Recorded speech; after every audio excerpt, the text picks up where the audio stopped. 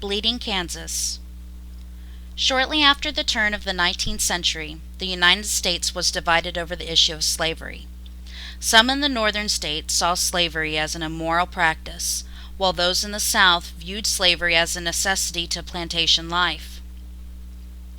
In 1820, Henry Clay, a congressman from Kentucky, brokered a deal with both the North and South concerning the expansion of slavery.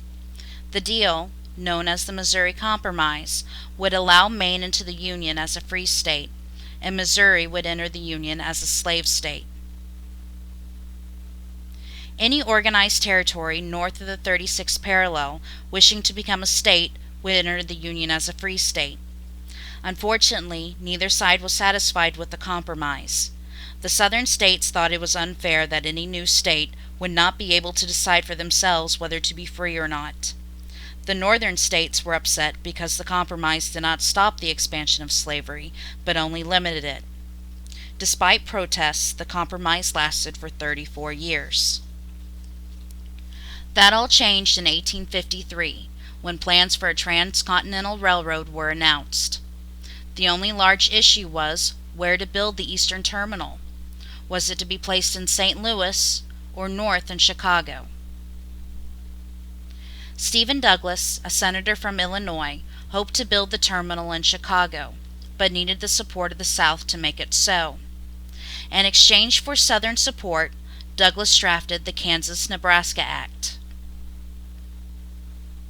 The act would overturn the Missouri Compromise and would allow all territories entering the Union popular sovereignty, or the right to vote whether or not they desired to be free or adopt slavery. On May 30th, 1854, President Franklin Pierce signed the Kansas-Nebraska Act into law, and effectively began a chain of events which would ultimately lead to the Civil War. The first territory to attempt statehood under the Kansas-Nebraska Act was Kansas. Soon pro-slavery activists from the South and abolitionists from the North flooded into Kansas. By July 1854, the Massachusetts Immigrant Aid Society sent 200 anti-slavery free staters to Kansas to set up shop in a town of Lawrence. This flyer for a musical represents the excitement and importance of the Kansas decision of joining the Union as free or a slave state. By 1855, over 1,200 New Englanders had settled in Kansas to ensure the territory entered the Union as a free state.